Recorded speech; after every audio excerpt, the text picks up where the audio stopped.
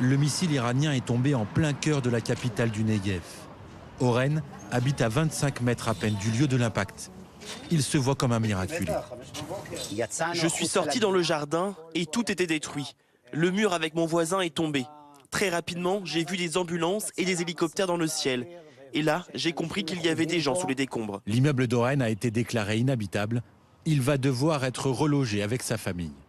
Le missile balistique iranien a atterri ici mardi matin sur ces deux immeubles. Il a tué 4 personnes qui étaient dans leur abri.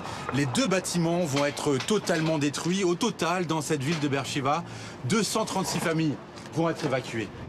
Quelques jours auparavant, une autre frappe iranienne a détruit une partie de l'hôpital de Beersheva. Le service de chirurgie est totalement hors service. Il y a ici 5000 personnes qui travaillent et qui se sentent chez eux. Donc j'ai le sentiment que c'est ma maison qui a été bombardée. La frappe n'a fait aucune victime.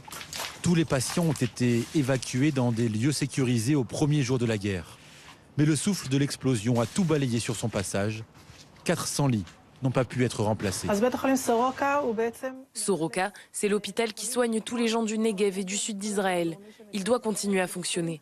On a 2 bâtiments hors service, mais ils vont être reconstruits et cette fois complètement blindés.